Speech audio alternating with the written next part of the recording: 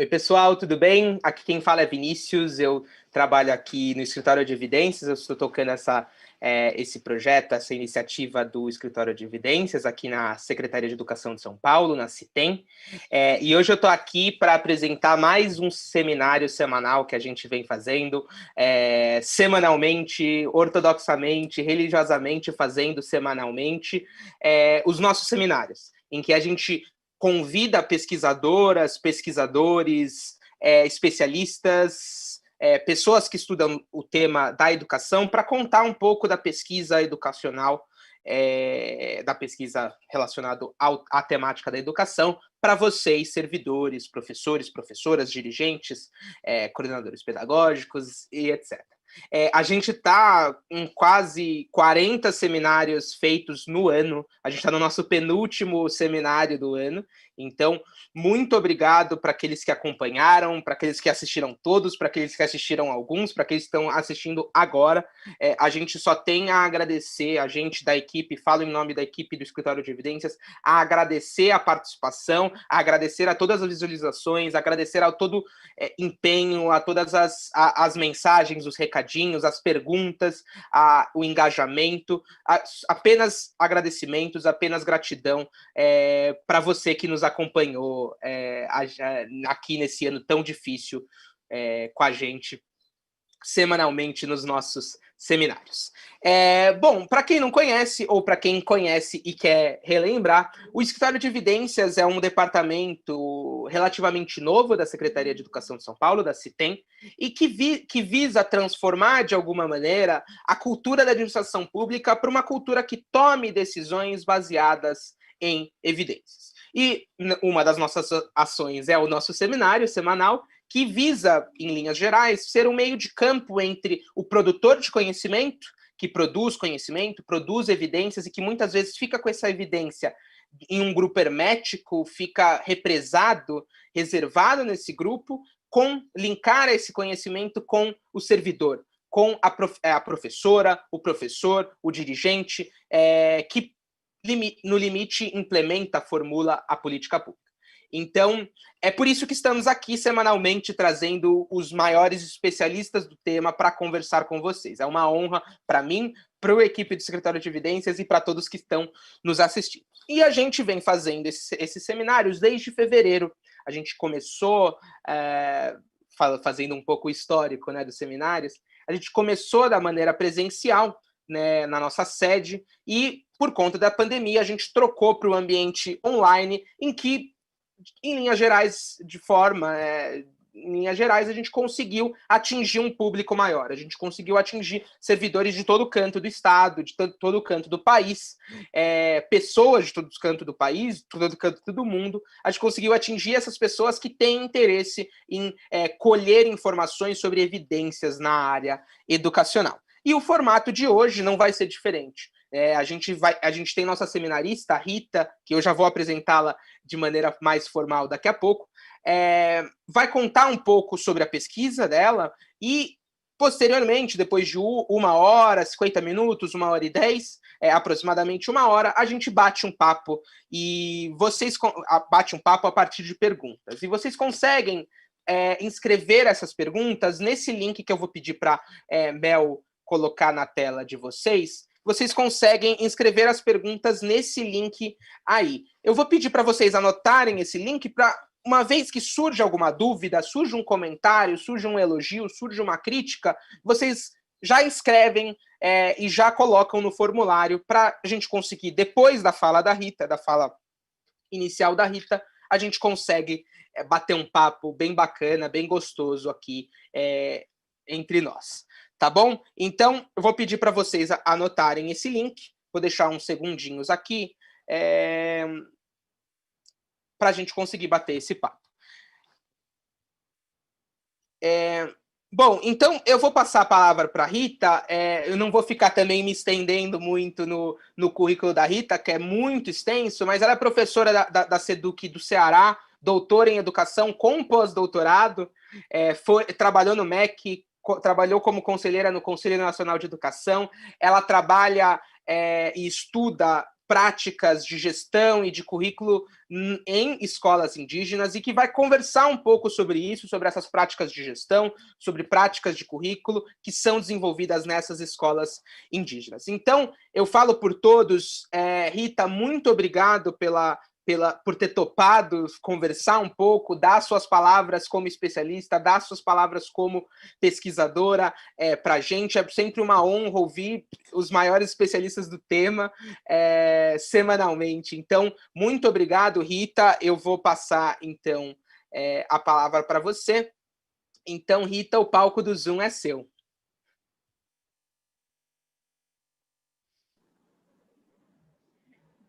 Boa tarde a todas as pessoas, participantes envolvidas, né, nesse nosso encontro, nesse nosso seminário.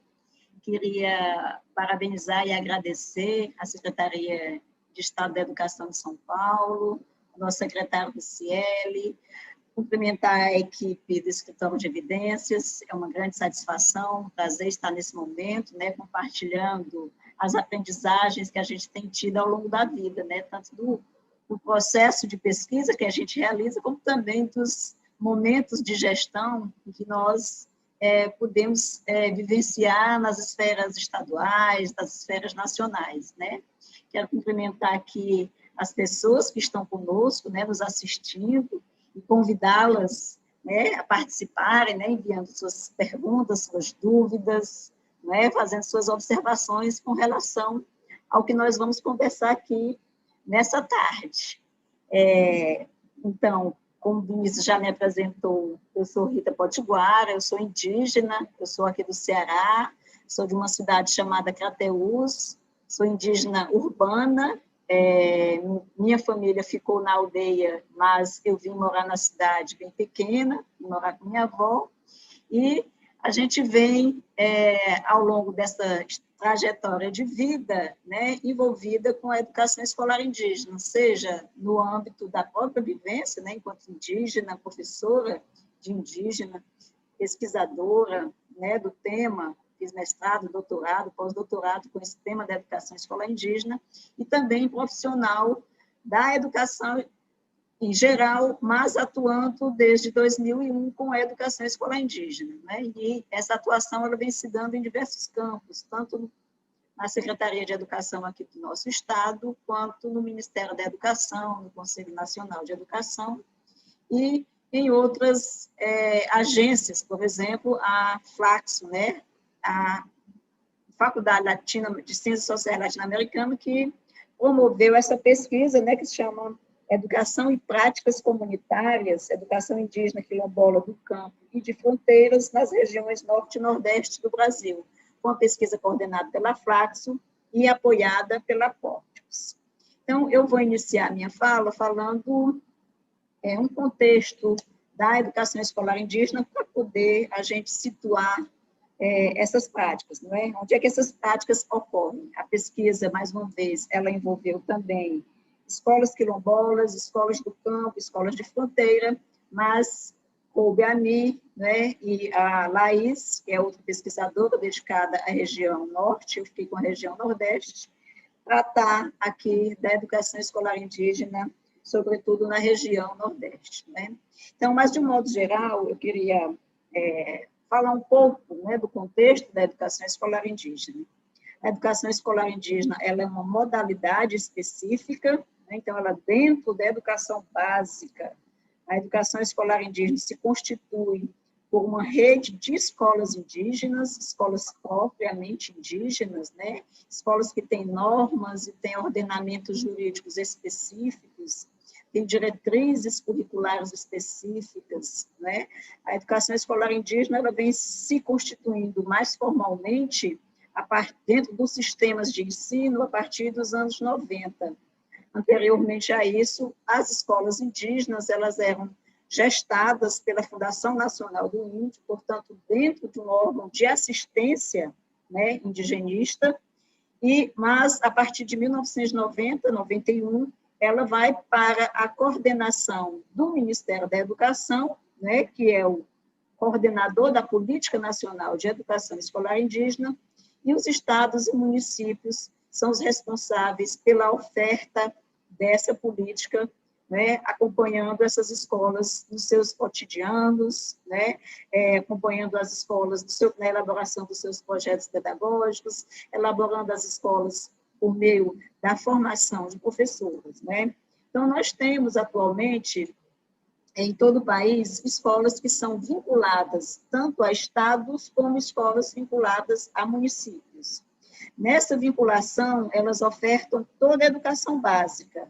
Aqui no Nordeste, por exemplo, a maioria das escolas são estaduais e ofertam desde a educação infantil até o ensino médio, né? Então, essa separação de que a educação infantil, os anos iniciais do ensino fundamental ficam com o município e apenas o ensino médio com o Estado, ela não funciona muito com a educação escolar indígena, considerando a densidade, inclusive a densidade populacional dessas comunidades, né? Então, são comunidades muito pequenas que não faz sentido haver essa divisão, né? Uma parte dos alunos fica para o município, outra parte para o Estado.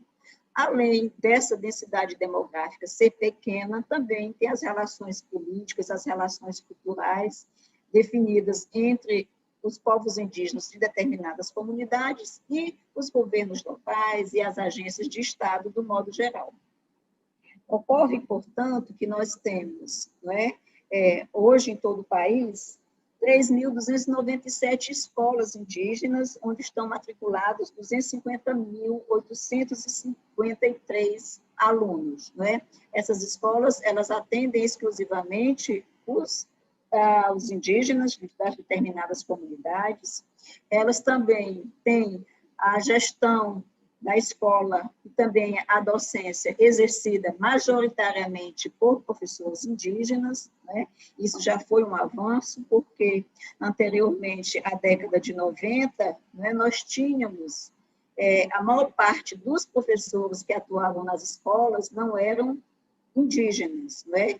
E foi se crescendo cada vez mais a partir da organização dos professores indígenas, a partir do movimento indígena, que vem reivindicando que os próprios indígenas assumam a gestão e a docência das suas escolas.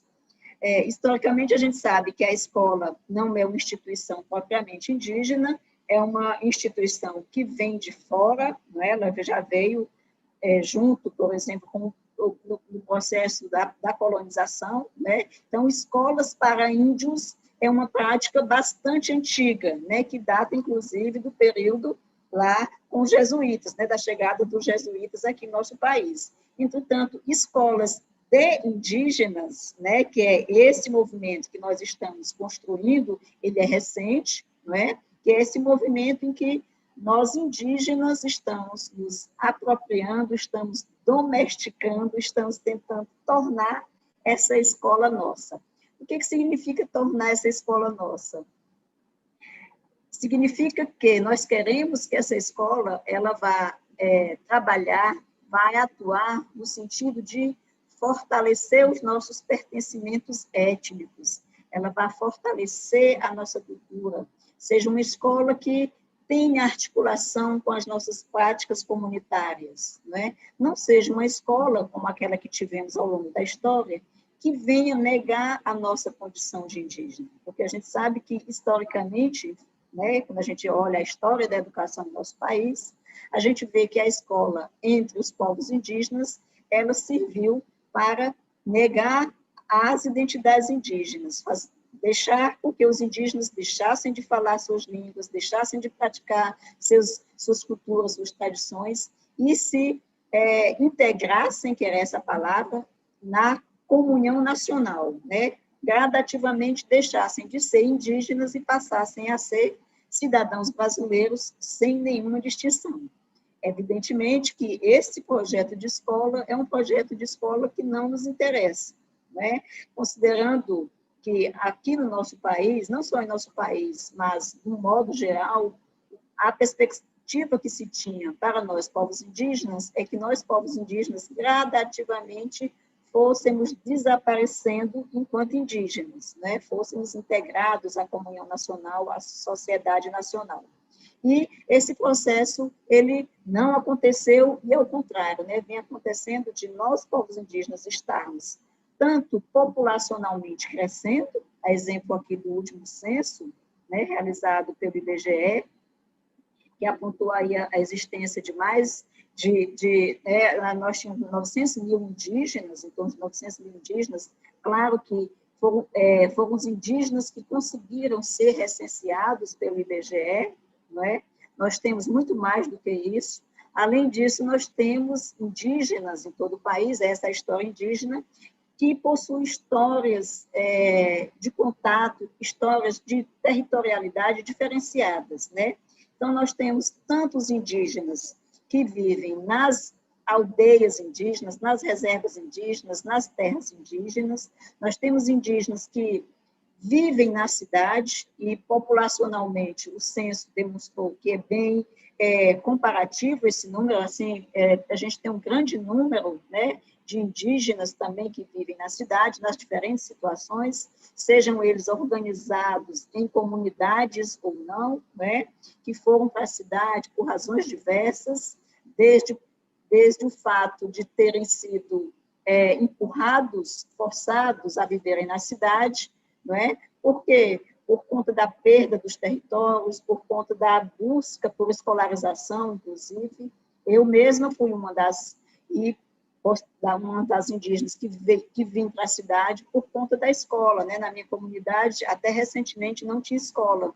Daí toda a minha família migrou para a cidade porque considerávamos que a escola é um bem importante, é um bem que colabora, né, para que a gente tenha um desenvolvimento integral, um desenvolvimento de cidadania, né? Que a gente construa referenciais para que a gente se relacione de forma equitativa com o Estado Nacional.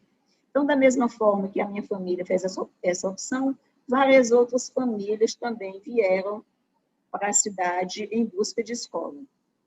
Então, nós temos indígenas nas diversas situações, inclusive indígenas que são de recente contato, né? Alguns deles com 30 anos de contato, outros bem menos, e temos ainda indígenas que não são contactados.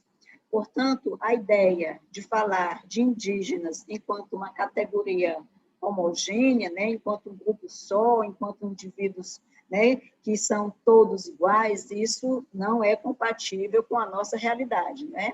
Ao contrário, nós temos 305 etnias, falantes de mais de 200 línguas, e aí o censo do IBGE traz esses dados e coloca aí à disposição de todos os brasileiros para que venham se apropriar e conhecer da realidade indígena, né? Isso é muito importante, chama aqui a atenção, e a escola tem um papel, e aqui eu não estou falando da escola indígena, estou falando de toda a escola, inclusive das universidades, tem um papel muito importante que é levar o conhecimento de quem são os povos indígenas, como eles vivem, onde estão, porque esse conhecimento que as instituições educativas, né, os meios de comunicação social também, possam trazer sobre os povos indígenas, esse conhecimento é uma forma de enfrentamento aos preconceitos, às discriminações que foram construídas historicamente contra nós, povos indígenas. Portanto, a escola, de um modo geral, né, ela tem um papel importante. E aí nós tivemos a Lei 11.645, que alterou a Lei de Diretrizes e Bases da Educação Nacional, no artigo 26A, falando da necessidade, da importância da inclusão do ensino, da história e da cultura dos povos indígenas em todos os currículos da educação básica, né? E aí o Conselho Nacional de Educação entende que, para se tratar da história e da cultura dos povos indígenas em toda a educação básica, é preciso que esse conteúdo, esse ensino avance também para a educação superior, não é? E aí, avançando para a educação superior, como eu já me reportei, é uma estratégia, né? É uma estratégia pedagógica para o enfrentamento dos preconceitos causados pelo não conhecimento dos povos indígenas. E aí, sobretudo, a educação superior, no que se refere aos cursos de formação de professores, que são as universidades que formam, né, os professores para atuarem na educação básica, tem a necessidade de trabalhar essa temática nos seus currículos. Portanto, a educação escolar indígena, né, ela vem nessa construção, né, passando aqui uma rápida, digamos assim, panorama histórico, não é? Finais da década de 1970, o movimento indígena, né, toma para si a responsabilidade de assumir as escolas, né, as escolas que ocorrem em suas comunidades. Nesse sentido, nós tínhamos os primeiros professores indígenas, que eram apenas monitores bilíngues, né, ainda formados por meio do CIL, né, que era uma agência que trabalhava em parceria com a FUNAI. Esses professores que eram monitores, eles vão se transformar nos primeiros professores, ao lado também das lideranças comunitárias em cada região. Daí o processo de constituição das nossas escolas indígenas, como hoje a gente se refere a elas, né? Escolas que ofertam uma educação indígena, não é? E o que é essa educação escolar indígena? A educação escolar indígena, ela se dá, né, numa articulação, é um projeto, né, de bem viver, um projeto de sociedade indígena, inclusive, que tenta articular, né, que busca articular a educação propriamente de cada povo, que é a educação indígena, com a educação escolar, aquela educação que vem sendo construída ao longo dos séculos, né, por meio de uma instituição propriamente para isso, que é a educação escolarizada. Portanto, nessa articulação, nessa interdisciplinaridade, nessa busca da interculturalidade, é que se constitui essa escola indígena. Essa articulação entre os saberes tradicionais de cada povo, seus modos de ensinar, seus modos de aprender, e o que a escola, de fato, ela traz, que é o seu cabedal, né, que é o seu fazer, que as escolas, por meio da escolarização, por meio das suas práticas pedagógicas, por meio dos seus rituais, por meio da produção de conhecimentos escolarizados, e aí, nessa busca de forma articulada, é que a gente vem buscando implementar essas escolas. Nós temos, nas várias regiões do nosso país, escolas indígenas, né, dessas 3.297, que estão nas condições de infraestrutura as mais diversas possíveis, né? Então, nós temos escolas constituídas, criadas, reconhecidas pelos órgãos do sistema de ensino, Secretaria de Educação, os conselhos estaduais e municipais, escolas com projetos políticos pedagógicos, escolas com prédios próprios, mas também nós temos escolas que funcionam sem ter os seus projetos políticos pedagógicos, sem terem, nós temos escolas que são gestadas por professores indígenas, os alunos são indígenas, a escola está na terra indígena, mas não é uma escola reconhecida como indígena pelo sistema de ensino. Daí é uma grande diversidade, uma grande heterogeneidade de situações que fazem a educação escolar indígena. Nós temos também, entre essas 3.297 escolas, escolas que não têm prédios, né? Se eu disse que tem algumas que têm prédio, mas nós temos quase 30% dessas escolas, dessas 3.297, que não têm prédio. Como é que é isso? Como é que tem uma escola indígena que não tem prédio? É uma escola que funciona em locais improvisados, né? Locais cedidos pela comunidade, geralmente, né? Ou é na casa de farinha, ou é no centro comunitário, ou é na igreja, ou é no local em que a comunidade utiliza para fazer suas reuniões culturais, etc. E isso tem rebatimentos, né, no processo de ensino-aprendizagem. Nós temos escutado, e aqui faço uma menção ao Fórum Nacional de Educação Escolar Indígena, né, que esse ano realizou o seu encontro, né, seu encontro nacional, em que a gente teve a oportunidade de escutar, né, fazer um panorama atualizado de como é que anda a educação escolar indígena nas diferentes regiões do nosso país, nos diferentes estados, nos diferentes municípios.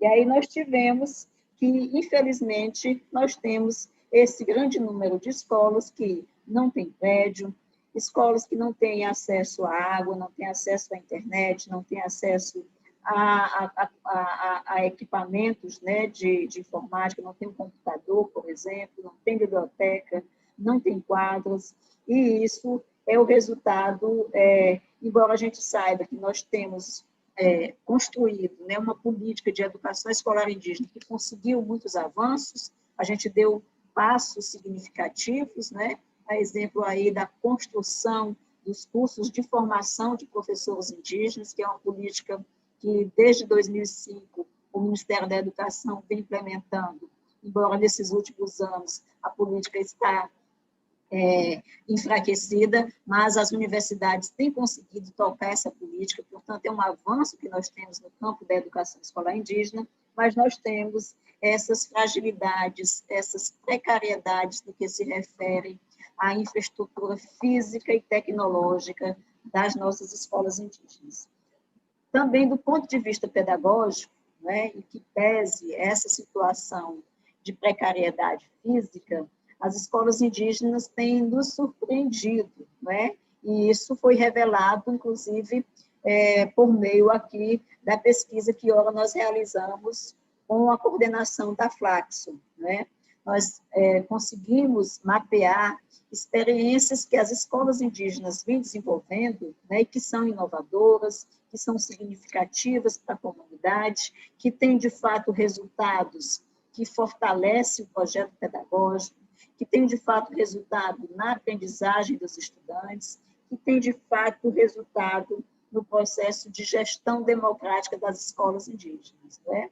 Então, da mesma forma que nós temos escolas que não têm projetos políticos pedagógicos, nós temos escolas com projetos políticos pedagógicos estruturados, nós temos escolas que vêm, ao longo de suas histórias, construindo práticas pedagógicas inovadoras, né, de resultados. Nós temos, por exemplo, professoras que desenvolveram metodologias de alfabetização das crianças na língua materna, na língua daquela criança.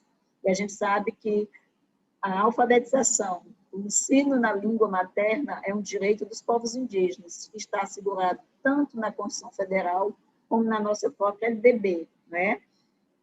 Nós temos também práticas de currículo de ensino, né, voltados para o fortalecimento e a revitalização das línguas indígenas, algumas línguas que foram, por conta do processo histórico, foram sendo deixadas de ficarem sendo faladas, de terem seus usos sociais ativos, não é?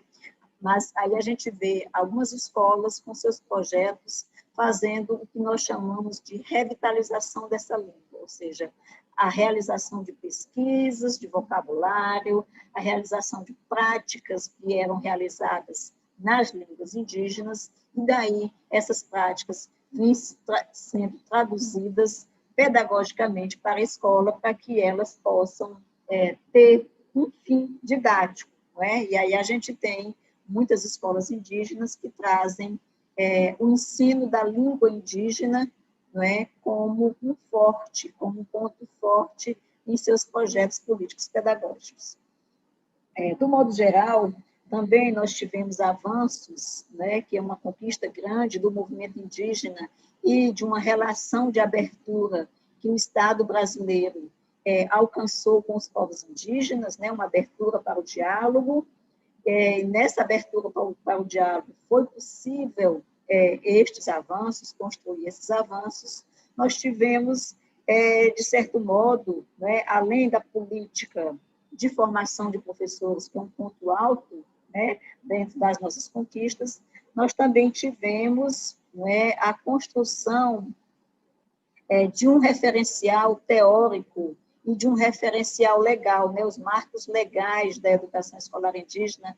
Do ponto de vista formal, a educação escolar indígena ela está muito bem ancorada, né?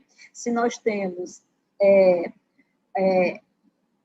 artigos na própria Constituição Federal que garante essa especificidade da educação escolar para os povos indígenas, se nós temos na LDB, e aqui eu destaco a LDB os artigos 78 e 79, que tratam especialmente de uma educação intercultural para nós, povos indígenas.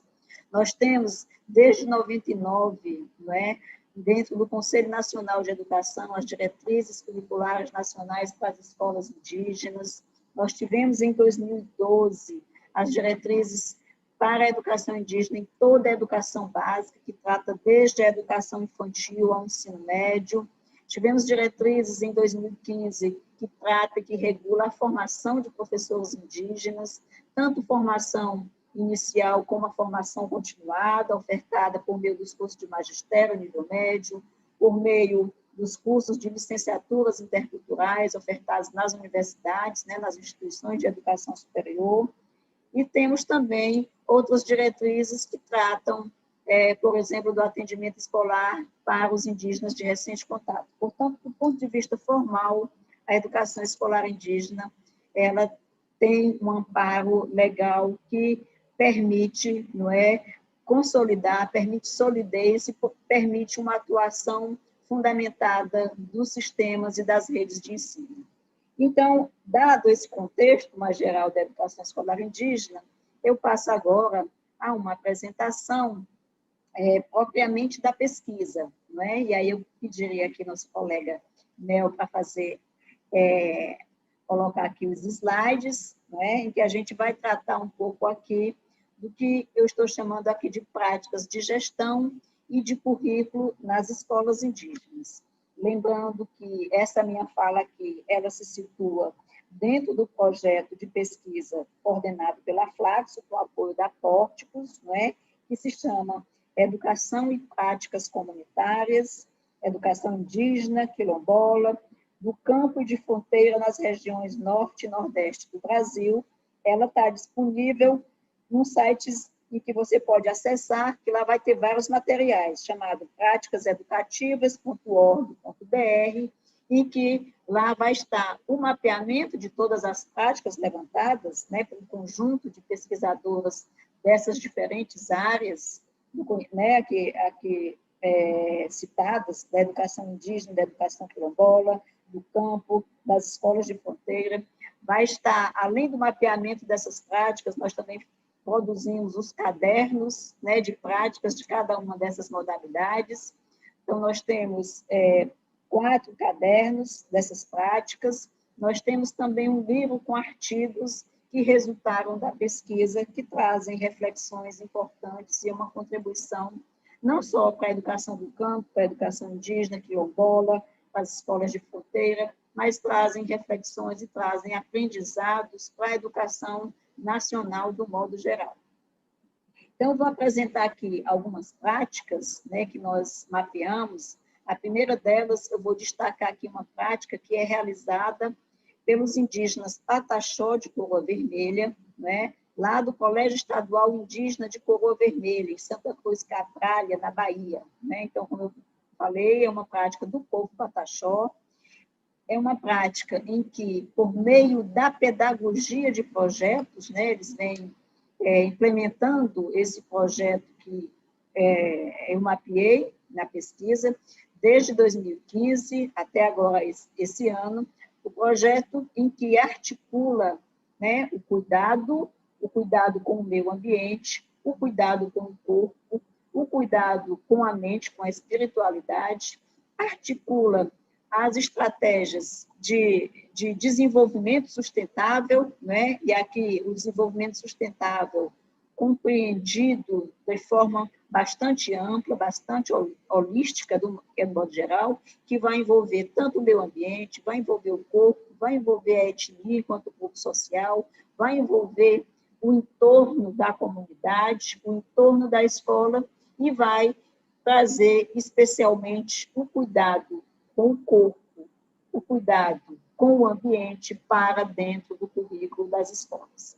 Né? Então, a escola lá do povo Pataxó, né, do Colégio Estadual Indígena de Coroa Vermelha, por meio da sua pedagogia de projeto, é uma escola que, inclusive, é referenciada, né, ela ganhou prêmios por conta dessa sua prática pedagógica, ela faz parte das escolas da Rede PEA, da Unesco, né, que tem uma grande contribuição para que as escolas indígenas, e não só as escolas indígenas, mas as escolas, do modo geral, elas possam tirar algumas aprendizagens a partir da experiência do povo pataxó. E aí eu peço aqui a Mel mais uma vez para passar. Aqui eu trouxe uma foto, né, da escola, é uma escola que tem prédio, né, um prédio em que os indígenas conseguiram, a partir do modelo arquitetônico trazido pelo governo do Estado e pelo governo federal, os indígenas conseguem, por meio da sua, da sua participação, das suas formas colaborativas de fazer junto, organizar essa escola, né? Inclusive com seus adornos, inclusive por meio aqui da construção de hortas comunitárias, de plantas medicinais, trazer a presença dos pajés, dos conhecedores tradicionais para dentro da escola. Uma outra experiência, eu peço novamente aqui a Mel para passar, por gentileza, é uma prática pedagógica de currículo, não é? E aqui eu chamo a atenção e destaco especialmente, né, a prática pedagógica desenvolvida na Escola Diferenciada de Ensino Fundamental e Médio Maria Venâncio. É uma escola que é localizada aqui na praia de Almofala, aqui no estado do Ceará. É uma escola do povo Tremembé. Essa escola foi criada em 1991, né, como uma escola pequena dos anos iniciais do ensino fundamental, com a educação infantil, e ela foi gradativamente crescendo, né, e ampliando a sua oferta de ensino, e hoje ela já atende também o ensino médio dessa comunidade Tremembé. Ao longo de toda essa história, né, de existência da Escola Maria Venâncio, ela vai construindo o seu projeto pedagógico diferenciado, né, as suas práticas pedagógicas diferenciadas, o seu currículo diferenciado. Então, é um processo, não foi de uma hora para outra, é um processo de aprendizagem que está fundamentalmente relacionada com os saberes das lideranças tradicionais, das organizações comunitárias e políticas do povo Tremembé, associada às políticas públicas de educação que os Tremembé têm acesso, especialmente aqui eu destaco os cursos de formação de professores. Portanto, ao longo dessa experiência, né, de escola entre o povo Tremembé lá de Almofala, na Escola Maria Venâncio, ela vem construindo o seu currículo diferenciado. O que é esse currículo diferenciado? É um currículo que a gente chama que é um currículo de fato intercultural. É um currículo que tanto tem as disciplinas tradicionalmente regularizadas, reconhecidas, né, digamos assim, e aqui eu deixo aqui uma ênfase, uma aspa no que é reconhecido, no que é regularizado, e eu me volto daqui a pouco para falar um pouco sobre isso, né, que são aquelas disciplinas de conhecimento tradicional da escola, do processo de escolarização, né, como a matemática, a língua portuguesa, as ciências humanas, né, química, física e etc. E aí os Tremembé, o que eles fazem? Dentro dessas disciplinas, desses campos do conhecimento historicamente consagrados dentro do processo de escolarização, eles conseguem trazer conteúdos específicos, eles conseguem trazer práticas diferenciadas de se trabalhar também esses conteúdos convencionais. Ao lado disso, os Tremembé também criam suas áreas de conhecimentos específicos, também criam suas disciplinas específicas. A exemplo de uma disciplina que eles chamam Saberes Tremembé do Céu, da Terra e do Mar, que é, né, onde os Tremembé podem trabalhar os diversos aspectos que compõem as suas vidas na comunidade, né? Inclusive o aspecto religioso, né? As práticas de cura, a religiosidade Tremembé, isso tudo é trazido para dentro desse currículo que a gente, na pesquisa, está chamando de prática de currículo diferenciada, né? Então, o saber Tremembé, ele está presente na escola, é uma escola que não está apartada da vida da comunidade, dos projetos societários, né, dessa comunidade. E agora eu peço a Mel para passar aqui uma outra experiência em que a gente vai falar sobre ela. Depois dos Tremembé, a próxima, uma fotografia aqui da escola, Tremembé Maria Venâncio, né, também uma escola que tem prédio próprio, construída ao longo desses anos todos, né? Começou com uma casinha de palha lá na praia, que só tinha apenas a cobertura de palha, evoluiu para uma construção um pouco mais elaborada e hoje a escola já tem um prédio. Ainda não é adequada, mas já conseguiram um grande avanço, né, para a comunidade ter esse prédio. E o prédio da escola funciona não apenas com as aulas, mas também é espaço de rituais pedagógicos, de rituais culturais, de momentos políticos da comunidade. Pode passar, Nel, por gentileza. A outra prática que eu queria destacar é uma prática que é realizada por um conjunto de 10 escolas Tapeba, né? Os Tapeba é um grupo étnico que vive aqui no município de Caucaia, aqui no estado do Ceará. Os Tapeba também, desde a década de 1980, eles vêm com seus processos de escolas caminhando junto com sua luta política de reconhecimento pela terra, de reconhecimento identitário. Quem conhece um pouco da história indígena no Brasil inteiro e no Nordeste especialmente, sabe que a historiografia, né, em muitos lugares, deu conta do desaparecimento, né, bem entre aspas, do desaparecimento dos indígenas. Né? Aqui no estado do Ceará, por exemplo, nós tínhamos um decreto provincial em que dizia que nós, povos indígenas, havíamos sido extintos, né, que a terra estava livre para ser ocupada. Entretanto, os grupos étnicos que aqui vivem, especialmente os indígenas, vêm num processo de aparecimento para a cena pública da nossa existência. E aí os Tapeba é um grupo destes, né, como exemplo, de que vem, por meio de suas lutas, né, identitárias, suas lutas por políticas diferenciadas, políticas que garantam, né, e reafirme o direito de existência, o direito à vida dessas comunidades. E as escolas entre os Tapebas, né, não só entre eles, mas especialmente eles aqui, que é uma prática específica que eu estou falando, elas têm servido para a reafirmação desses direitos, a reafirmação das suas identidades étnicas, e têm ajudado no processo de demarcação e definição dos territórios indígenas. Né? E aqui eu lembro das retomadas de terra que os grupos indígenas vêm realizando, né, ao longo do seu processo de luta política, né, pelos seus direitos diferenciados, de voltarem a aparecer, de se situarem na cena pública e se mostrarem enquanto sujeitos específicos de direitos.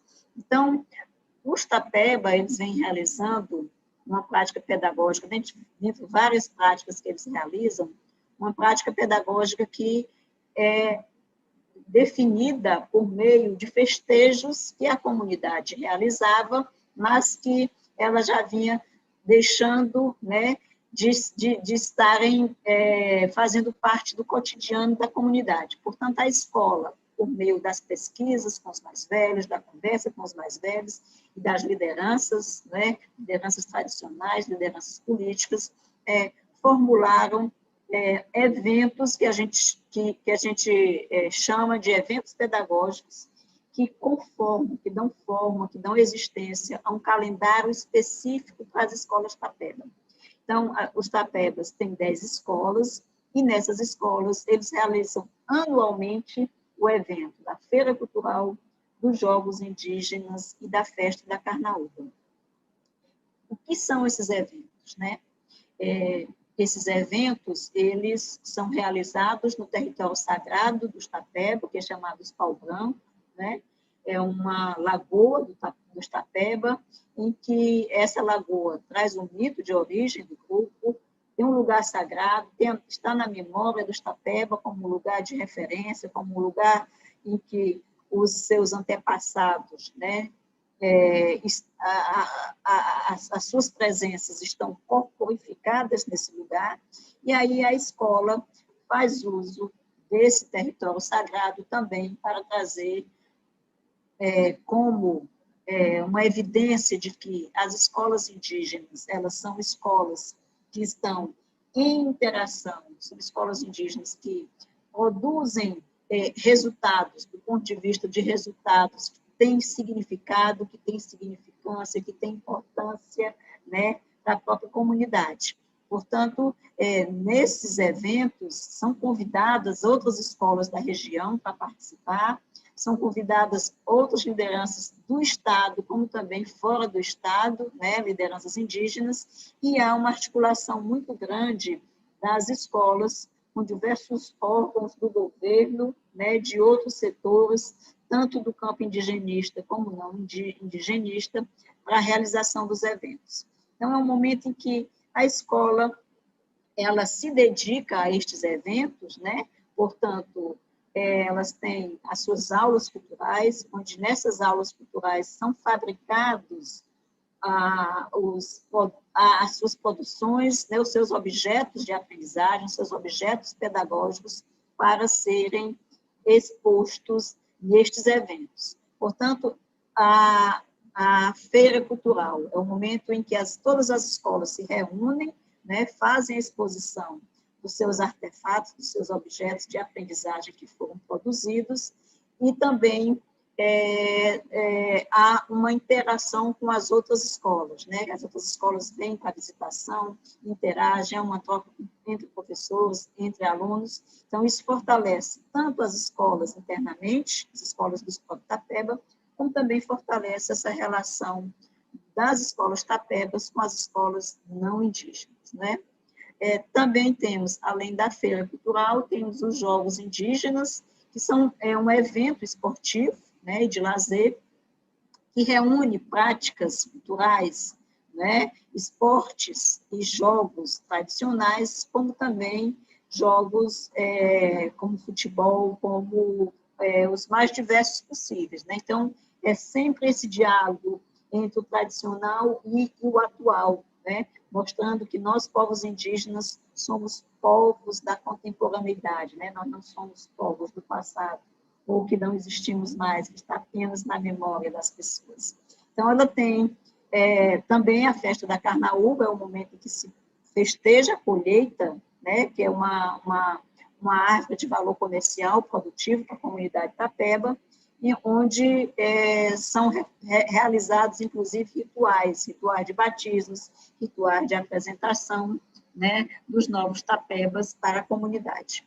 Então, nós temos tanto a construção de objetos de aprendizagem, objetos pedagógicos específicos, né, de metodologias criadas, como também currículo, que é refeito, é construído em torno dessas práticas, né? Então, nós temos a criação de disciplinas específicas, como arte, cultura, espiritualidade, nós temos conteúdos próprios, né, criados, relacionados a esses eventos, e aí nós temos um calendário escolar específico em que tem a inclusão desses momentos, né, de interação entre a escola e a comunidade, e entre estes e o entorno mais geral.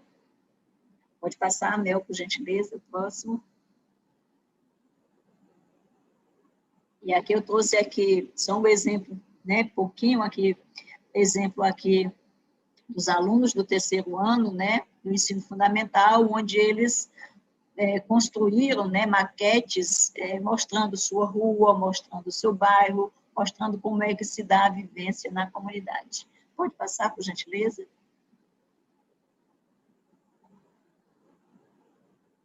A última prática, né, que eu queria destacar aqui é a escola, a prática comunitária das escolas Pancará, né? Os Pancará é um povo que vive ali no sertão pernambucano, né?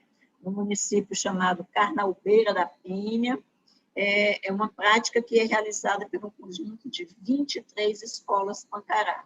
Eles têm 23 escolas e 3 anexos, né, que dá um total de 26 unidades de ensino. O que eles fizeram?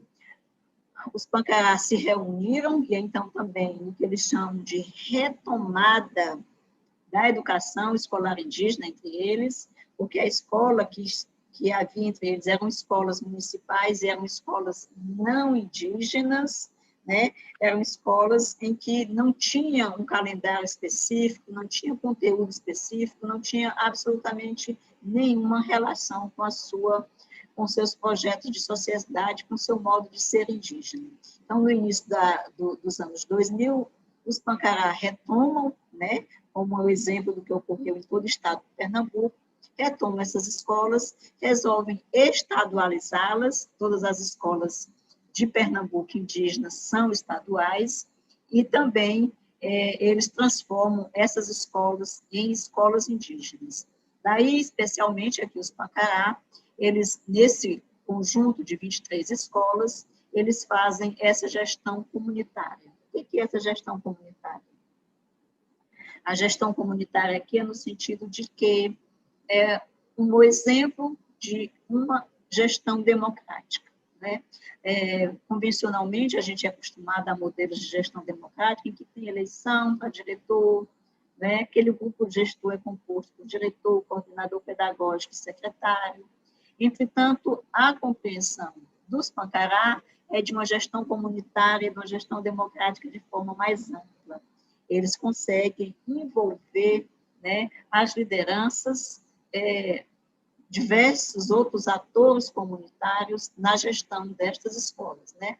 E a gestão compreendida de forma bem ampla, né? Lembrando que a gestão da escola também passa pela gestão do território Pancará. Portanto, são definidas nessa gestão escolar também questões relacionadas às problemáticas que a comunidade indígena vem enfrentando. Então, nessa gestão estão envolvidos agentes de saúde, estão envolvidos outros setores, né, outros profissionais que atuam no território Pancará. E aí é importante, né, que não tem essa hierarquia entre os professores das escolas, que por vezes são designados como coordenadores perante a Secretaria de Educação, né, eles também têm vez e têm lugar e são valorizados as lideranças, os rezadores, os sábios dos conhecimentos tradicionais, os agentes de saúde, como eu me referi, os agentes culturais, né, que tocam os projetos de cultura existente na comunidade. Portanto, é um jogo de atores em que as decisões pedagógicas, as decisões políticas da comunidade passam por dentro dessa prática de gestão comunitária lá das 23 escolas Pancará de Pernambuco. Por gentileza, pode passar, Mel, por favor. E aí, eu trago aqui, de forma sintética, né, o que nós podemos aprender a partir dessas experiências mapeadas e dessas experiências que são vividas, né, foram mapeadas na pesquisa, mas são experiências vividas, experiências cotidianas, experiências ativas, inovadoras que estão em voga, que estão agindo, que estão existindo dentro de cada contexto indígena desses. Eu queria destacar um primeiro ponto, né, dentro desse processo, em que nós podemos aprender com o que se vem chamando, né, de escola indígena, ou luta por escola indígena, lembrando aqui também que nós temos um grande número de indígenas que não têm acesso à escola, a gente tem indígenas fora da escola, e estar fora da escola é por motivos diversos, né? Dentre um deles, e o mais grave que eu acho, que é o fato de não ter a escolarização básica ofertada em sua comunidade, né? E aqui eu me refiro especialmente aos anos finais do ensino fundamental e o próprio ensino médio, né? Nós ainda temos indígenas que ou estão sem estudar, sem poder dar continuidade, né, à sua escolarização básica e concluir de forma efetiva, né, porque não tem escola na comunidade, né? E aí ele não quer se deslocar, não quer e às vezes nem tem condição por conta da distância, por conta da falta de infraestrutura, né, de transporte escolar, por exemplo, eles ficam sem escola. Ou então, quando eles se deslocam, têm grandes prejuízos, não é? Eles ficam expostos, ficam vulneráveis a situações outras, né? Drogas, processos de discriminação que eles enfrentam quando vão para as escolas não indígenas. E daí, eu quero destacar aqui que esse processo de luta é tanto pela manutenção das escolas, que a gente já tem, a sua consolidação, a sua melhoria, como também ainda pelo atendimento dessas comunidades que não têm, que estão fora, né, da educação básica. Então, o que nós podemos aprender? O primeiro ponto que eu destaco aqui é que há um grande reconhecimento, pode voltar, por favor, Meuzinho, do papel da escola para a vida das pessoas indígenas e das suas comunidades. Então, em que pese o fato de que, historicamente, a escola foi utilizada para domesticar, para submeter, para deixar o indígena fazer com que ele se sinta inferior, não reconhecido, nós estamos nesse processo de achar que a escola é estratégica, que a gente pode reverter esse processo por meio da escola, por meio dos processos educacionais. Nós também podemos aprender que é possível a existência de outras pedagogias, ou seja, o que nós chamamos de pluralidade epistêmicas, né? Pode ser pedagogias indígenas, pedagogias do bem viver, pedagogias outras que a gente queira chamar.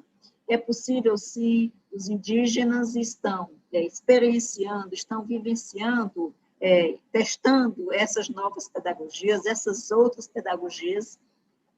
Claro que a gente sabe das dificuldades que existem para que essas outras pedagogias elas fluam, elas existam, elas tenham sentido na prática pedagógica, mas é um exemplo do que os indígenas vêm experienciando. A outra questão que eu queria destacar aqui de aprendizagem é a prática do diálogo de saberes, né? A prática de diálogo de saberes, ela remete ao que alguns chamam de interculturalidade, ela remete, por exemplo, ao que o Boaventura de Souza Santos chama de ecologia dos saberes, não é? Onde não existe um conhecimento inferior e um conhecimento superior. Existem conhecimentos plurais, existem conhecimentos e saberes, de forma que cada um tenha o seu lugar, tenha a sua contribuição. Não existe, portanto, um conhecimento, por exemplo, a gente sabe que, historicamente, os conhecimentos eurocêntricos, né, os conhecimentos chamados da ciência, são os conhecimentos que são valorizados, né? Entretanto, a gente também chama a atenção de que os povos indígenas fazem ciência, né? Os povos indígenas têm saberes outros, os povos indígenas produzem cultura, produzem saber. Portanto, nada melhor do que praticar esse diálogo de saberes, e é um exercício que as escolas indígenas vêm tentando fazer justamente nessa tensão. É um processo dialético, mas é um processo tenso entre o saber escolar e os saberes propriamente indígenas, né, que é a educação indígena e a educação escolar indígena.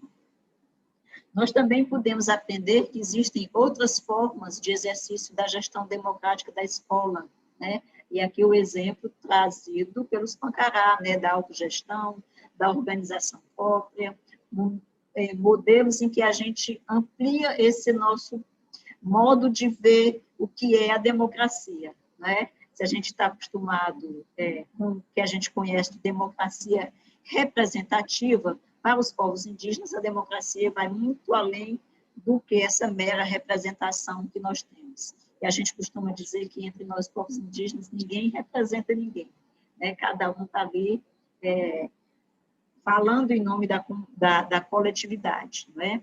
Nós também podemos aprender que existe o estabelecimento, não é? E aqui as práticas pedagógicas que a gente conseguiu mapear, tanto as práticas de gestão como as práticas de currículos, são formas de parceria e de colaboração, né, definidas entre os povos indígenas e diferentes atores sociais, né, no processo de parcerias. E aí os indígenas buscam, para além das secretarias de educação, diálogos com outras agências e com outros atores sociais, né? A exemplo dos órgãos de fomento à cultura, os órgãos de assistência social, os órgãos das instituições multilaterais, né?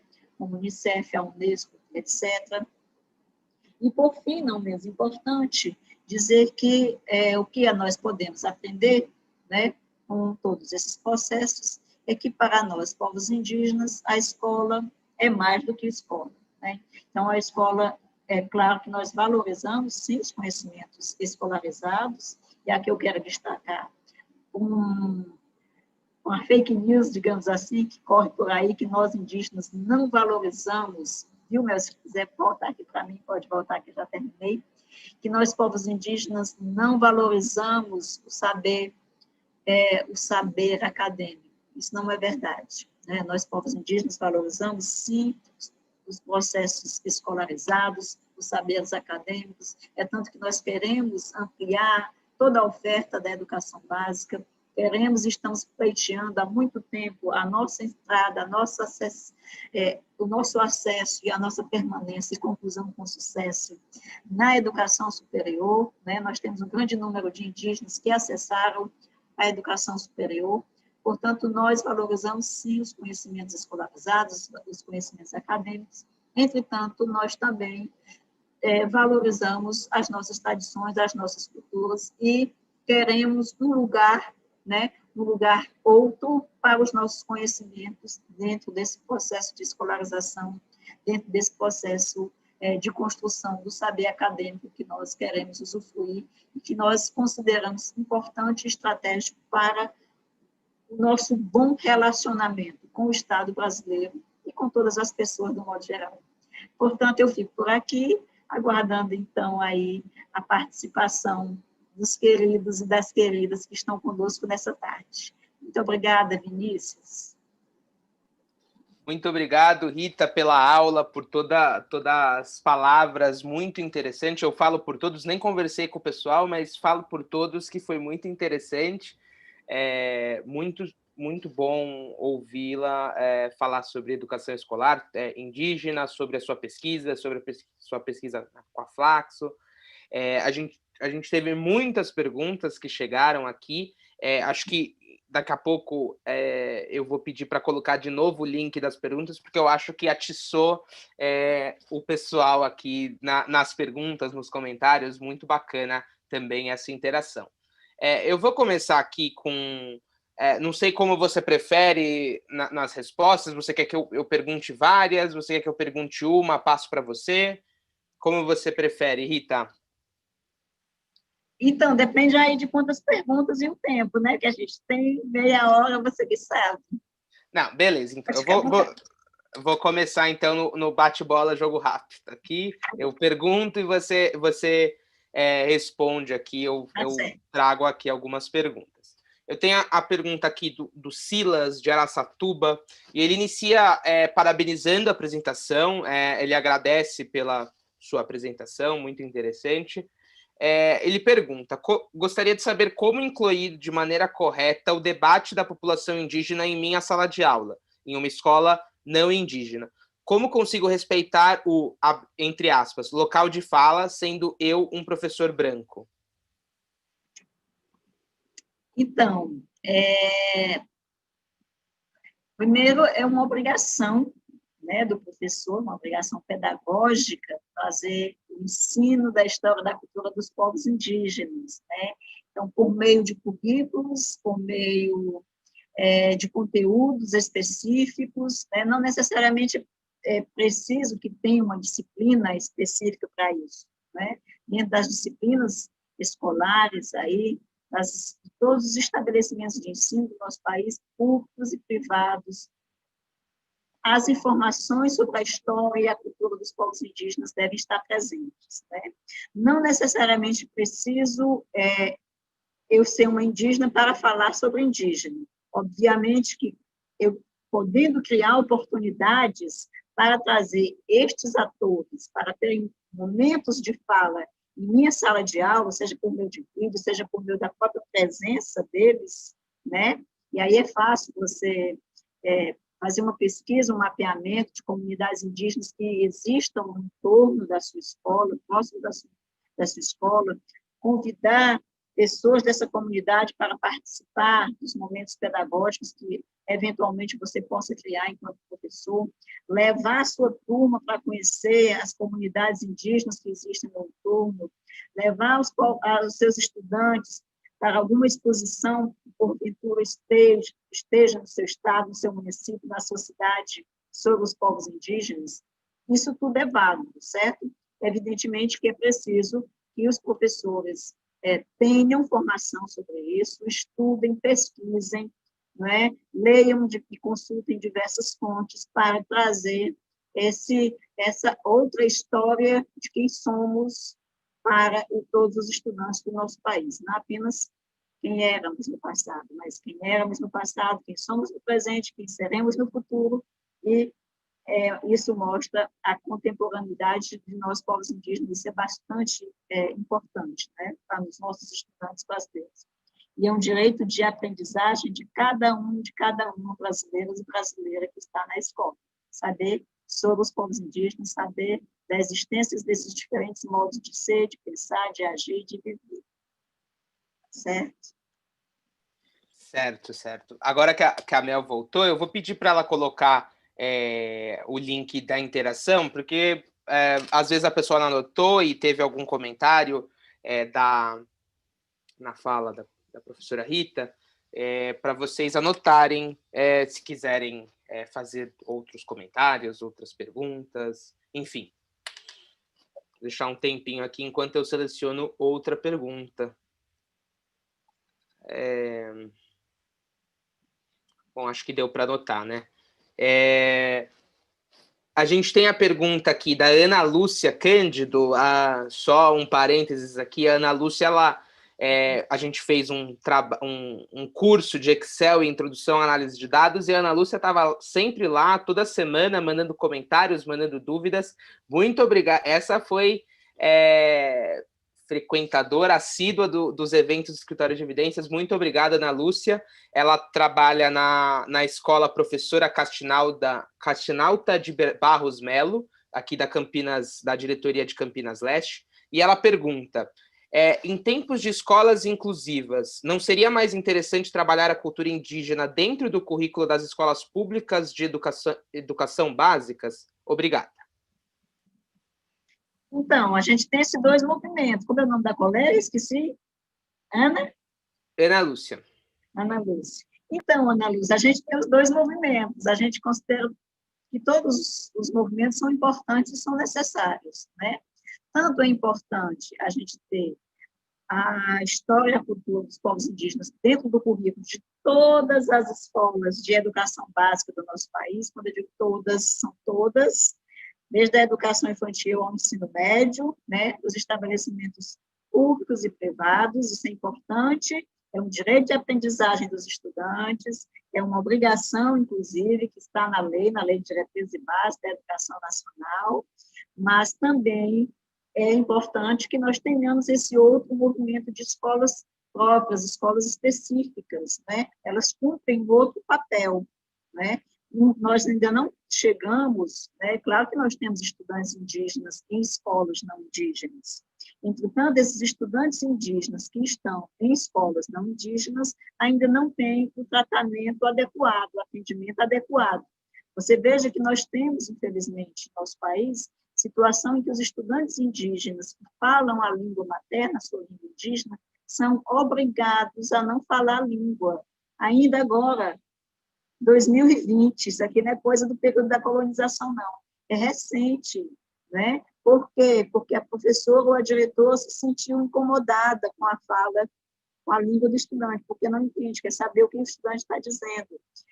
Nós temos situação que o estudante indígena, por falar a língua, crianças indígenas, são colocados nas salas de educação especial, como se ele tivesse deficiência.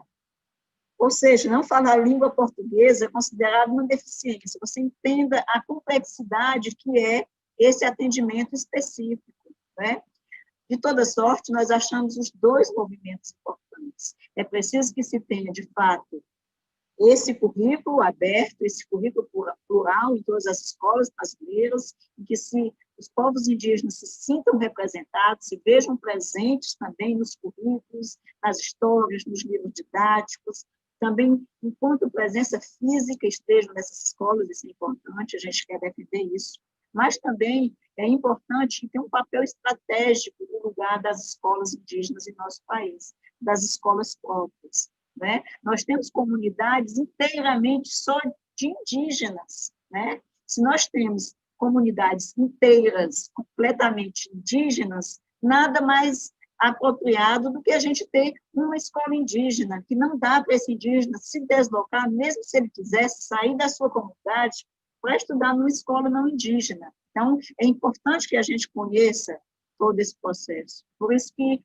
eu situei um pouco, né, no início da minha fala, desse contexto da educação, de constituição da educação escolar indígena por meio de escolas próprias, escolas específicas.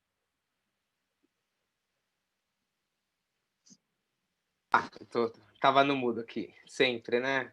9 meses de pandemia ainda confunde falar no mudo, né?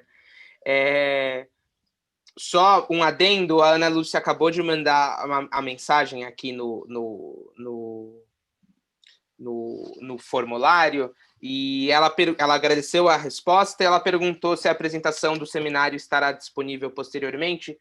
Estará, a gente vem gravando os nossos seminários e colocando no nosso YouTube, né, no nosso canal do YouTube, que se chama Escritório de Evidências. Lá estão todos os nossos seminários, não desde fevereiro, porque os presenciais a gente não gravou, mas desde que a gente trocou para o ambiente online, estão todos lá. Então, se divirtam com os nossos seminários. Eu vou adicionar algumas perguntas aqui. A pergunta da Maria Clara, ela colocou aqui: antes de mais nada, muito obrigada pela palestra. Gostaria de saber se a pesquisa da Flaxo vai continuar no Sudeste para chegar às nossas escolas indígenas. Não.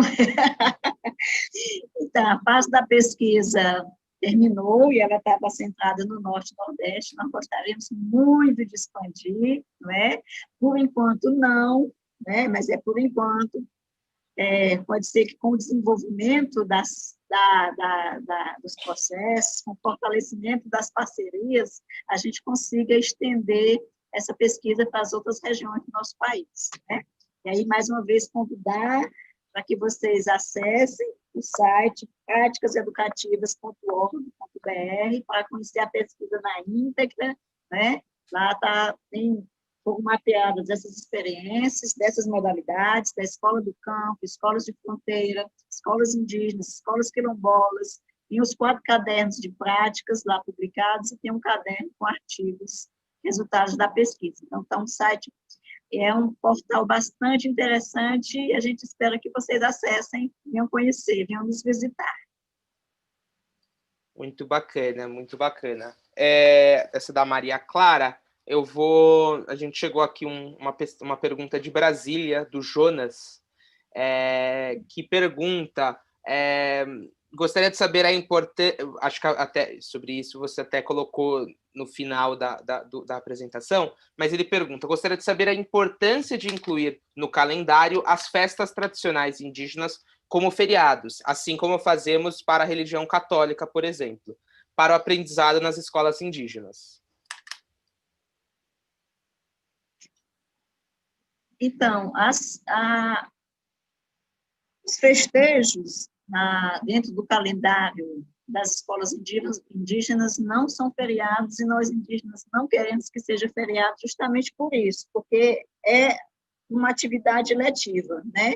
Ou seja, é um processo de articulação muito bem construída com a comunidade toda, para que esses festejos da comunidade, eles se transformem em algo letivo, não é algo que, não, a escola hoje não vai funcionar porque tem a festa da Carnaúba em que vai ter batizados. Não, é justamente o contrário, é transformar a festa da Carnaúba em um ato pedagógico, e um ato pedagógico especificamente dentro do calendário escolar, portanto, letivo, em que os professores estão envolvidos, os estudantes todos estão envolvidos, junto com a comunidade, para realizar essa festa da Carnaúba, que é comemorado com uma grande fogueira, por exemplo, com os batizados, com os casamentos, com os rituais de comida, com os rituais de bebidas tradicionais, né? Que acontecem nesse momento. Então, é um momento de grande interação que a gente não quer nem pensar em ser um dia feriado no sentido convencional, como a gente chama, um dia de fechar a escola, um dia em que não é cada um fica na sua, não, de jeito nenhum, todo mundo junto. Ótimo, eu acho que ainda dá para fazer tempo de duas. Essa pergunta é do Robson, ele perguntou, né? Gostaria que você falasse um pouco das escolas que, não sendo indígenas, mas urbanas, têm grande número de alunos indígenas. Em sua avaliação, nossos currículos levam em consideração nos projetos que abalizaram a inter-relação entre escolas indígenas e as outras no território? Obrigado. Então, com relação aos estudantes indígenas que estão em escolas urbanas ou escolas não indígenas, a gente sabe pouquíssimo, né, dessa situação. Isso é uma lacuna grande, tanto no que se refere a pesquisas no campo acadêmico, quanto no que se refere a políticas públicas, né? Nós não temos políticas públicas para o atendimento desses estudantes indígenas que estão em escolas não indígenas, né? Nós não sabemos quem são eles, de onde vêm, qual o tipo de atendimento que eles têm, né? A gente sabe de alguns relatos, a exemplo desse que eu citei, né? De estudantes indígenas que falam a língua indígena e são matriculados nas escolas, né? De educação especial junto com as crianças com deficiência, porque a professora não sabe da língua, acha que é uma deficiência, né, porque ele está falando a língua materna dele, a língua indígena, a língua portuguesa. A professora, a diretora, matriculou ele lá na escola das crianças com deficiência, né? A gente sabe desses relatos porque tanto a trajetória que a gente tem enquanto gestora pública, né? Como eu falei, eu tive no Ministério da Educação de 2012 a janeiro de 2019, até o momento de existência da SECADI, que era a Secretaria de Educação Continuada, Alfabetização, Diversidade e Inclusão, a secretaria que cuidava da diversidade, e foi extinta pelo governo atual, né, dentro desse movimento de reestruturação que o Ministério da Educação teve. Nós perdemos esse lugar importante de construção da política pública para a diversidade, né? Então, a gente não sabe e não temos política pública para isso. Portanto, a gente sabe muito pouco sobre isso, né? Então, mais dessa vivência que a gente teve em âmbito nacional, nós tivemos a condição de ter um panorama em todo o país, mas no que se refere à pesquisa, exatamente uma política para o atendimento desses estudantes, nós não temos, né? Políticas de acolhimento, políticas que permitam uma trajetória de sucesso escolar, como a gente quer que todos os brasileiros e brasileiras tenham quando estão matriculados, né? Inclusive os povos indígenas, né? Então, a gente tem muito, né? A gente deve muito para esses povos, para esses coletivos, não só para indígena, como também para outros coletivos, né? Considerando que a gente tem um grande número de grupos sociais que não são representados, que não se vê na escola, né? Estão lá incluídos, mas, de certa forma, é uma inclusão que exclui, uma inclusão excludente, como a gente costuma chamar. Ótimo, muito interessante. Eu vou fechar aqui, acho que eu vou juntar duas perguntas e a gente finaliza para dar as 3h30. A primeira é da Beatriz, que ela é da Escola Estadual Professor Minervino Cesarino, de Minas Gerais. Hoje o Brasil inteiro ficou ligado no seminário do Escritório de Evidências, com a Rita Potiguara falando sobre educação escolar indígena. E ela pergunta, a Beatriz: primeiramente, parabéns, Rita, é um prazer poder ouvir e adquirir conhecimento através de sua fala. Gostaria de tirar algumas dúvidas. Primeiro, gostaria de saber se, em sua pesquisa, o pensamento decolonial é ponto-chave para entender a necessidade de mudança de currículo básico e para a formação de professores. Uma segunda questão que gostaria de entender é a questão da educação de jovens e adultos dentro das escolas indígenas. Muito obrigada pela atenção. E a segunda é a pergunta da própria Maria Elisa, que realizou o convite, equipe do Escritório de Evidências, que pergunta e comenta, né? Acho lindos os projetos de alfabetização bilíngue, mas para a língua materna sobreviver, as comunidades têm que sobreviver, ser sustentáveis, por exemplo. Existem projetos que associam a educação a essas questões de atividade econômica? Então, a nossa pesquisa, essa pesquisa aqui que eu me reportei, da Flaxo, ela não tem, não, não, não teve essa centralidade em teorias, digamos assim, em determinadas teorias. Obviamente que a gente considera que a decolonialidade, né, e esse processo de enfrentamento às situações coloniais que são excludentes, isso a gente considera importante, que a gente sabe que são chaves para a gente construir essas outras pedagogias, esses outros currículos, essas outras práticas de formação, outras práticas de gestão, como a gente está propondo, né? E que é muito importantíssimo no momento em que nós indígenas estamos nesse processo de transformar essa escola, amansá-la, descolonizá-la, né, que é essa a palavra também que a gente pode aplicar aqui, descolonizar essas práticas, esses saberes que são arraigados, né, nesses processos de escolarização, em que não há, né, esse diálogo de saberes, como a gente sonha, não há essa grande interlocução entre os diferentes agentes e atores, produtores do conhecimento, em que não existe essa hierarquia de saberes, isso tudo faz parte e está ancorado, né, dentro do que a gente também pode chamar de processo de descolonização da escola, ou decolonialidade, como alguns queiram chamar. Mas a nossa pesquisa, ela, de fato, ela não teve esse cunho mais teórico, tá certo? Então, foi uma pesquisa mais de mapeamento e de trazer, de fato, uma prática mais descritiva, etnográfica mesmo, mostrar, trazer a público essas realidades, essas práticas que são vivenciadas no cotidiano por estas escolas, tá certo? Tanto que vocês acessarem a nossa pesquisa, vocês vão poder conhecer o sentido prático mesmo das nossas descrições, do nosso mapeamento realizado. Tá bom? Com relação à questão da nossa queridíssima colega, né, que eu agradeço, né, fez o contato comigo inicialmente, um grande abraço, tá de férias, mas é umas férias que está participando, né, acompanhando as atividades, também é bacana, né,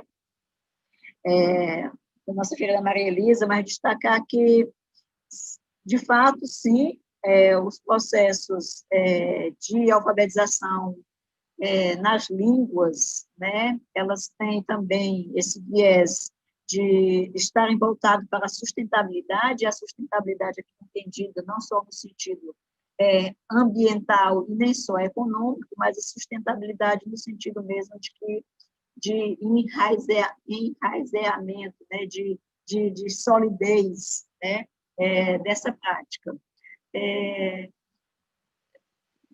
Os processos de educação de jovens e adultos, né, eles, claro que o foco, né, é dar essa oportunidade de um indígena, né, ter esse direito de se apropriar, né, dos processos de escolarização, de ler, escrever, que isso é importante também para nós, povos indígenas, seja na idade em que a gente esteja, né, a gente considera válido, mas também tem muito foco, e aí você tem razão, né, e muito foco de que esses processos de educação de jovens e adultos, eles estejam, de fato, voltados para a sustentabilidade, inclusive econômica, da comunidade, né?